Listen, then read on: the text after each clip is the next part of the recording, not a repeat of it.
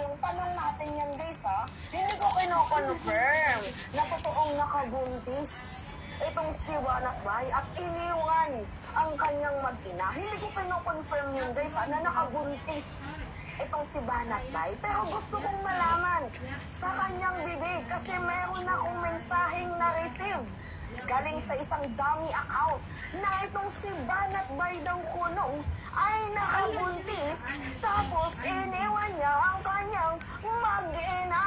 Bakit naman? Grabe, nakakalumong balita. Hindi ko sa pinapatulan guys yung chismis ng dummy account na yun kasi pwedeng character assassination ito kay Banatbay. Pwede din namang totoo kasi dummy account yung gamit niya, ayaw niyang magpakilala. Pero gusto nating malaman ng totoo dito guys kung ano nga ba yung totoo.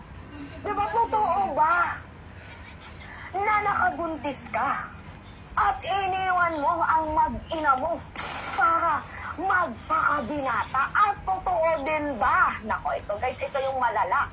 Nabibigyan mo daw sana ng 200,000 itong si ate mo girl at pumunta ng Japan para magpa-abort. Totoo ba yun? Ako hindi ko kino-confirm kasi sa totoo lang guys, wala talaga akong balak ng kalkal ng baho o basura ng iba. Hindi ko gawain yun. Hindi ko gawain yun, guys. Yung hahanapan ka ng baho, hahanapan ka ng basura, ika-character assassinate kita. Kasi unang-una, ikaw na mismo sumisira sa sarili mo di ba? Parang vangag ka din no?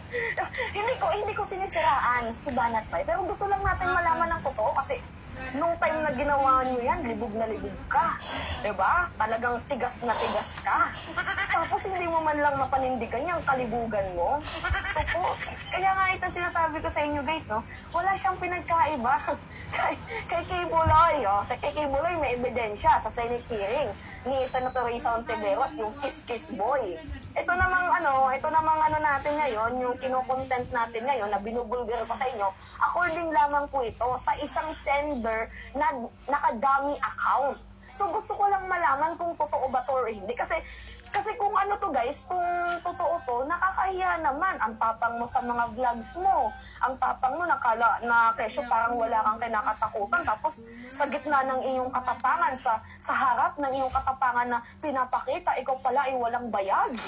Naku, nakakahiya yun, Banatbay. Kung totoo man ito, hindi ko kino-confirm guys kasi unang-una, ayokong mabuhay sa mundo ng kasinungalingan, pero gusto kong malaman kung ano yung totoo dito. Pero yung kay Oli, totoo yun guys, na nagtatakol siya. Kasi meron naman tayong video na pinakita sa inyo noon na itong babae ay nagreklamo, diba? Nakalimutan ko na yung na babae, pero nagreklamo yung babae na subscriber niya, followers niya, pinagtatakulan niya habang may trabaho. Si Oli, totoo yun. Kasi yun yung kwento ng babae na in-interview ni DJ Bayon, if I'm not mistaken. Pero yung kay Banatbay na nakabuntis, tapos gusto niyang ipalaglag, yun yung gusto kong malaman. Kaya kailangan sumagot ka, Banatbay, kung totoo man yan. Linisin mo yung pangalan mo. Nakakahiya ka. Kalalaki mong tao, wala kang bayad. Alam niyo guys, yung mga ganyang tao, sarap putulin ng mga ethics ng mga yan.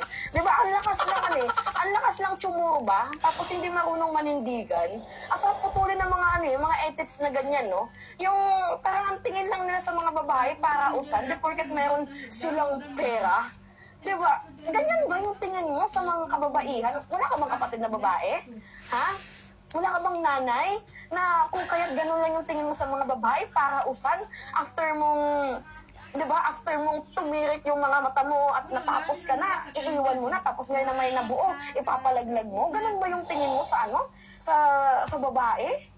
Na ginawa lang ang babae sa mundong to para maging parausan? Wala kang pinagkaiba kay Buloy at kay Maharlika. Kasi kung totoo man ito guys, talagang dikit sa balat na yan yung dalawang yan. Sabi ko nga sa inyo guys, same feathers, flocks together. Itong si Maharlika, walang awa sa buhay ng isang tao. Allegedly, according kay Yuna, na yung kanyang asawa, diba, penegi niya, nilaso niya para makakuha ng green card at makakuha ng insurance. Ito naman, ibang kaso, pero dala ng kalibugan, diba, na hindi naman kayang panindigan, gusto nga ipalaglag ang bata. Bakit naman ganun, Banatbay? Naku,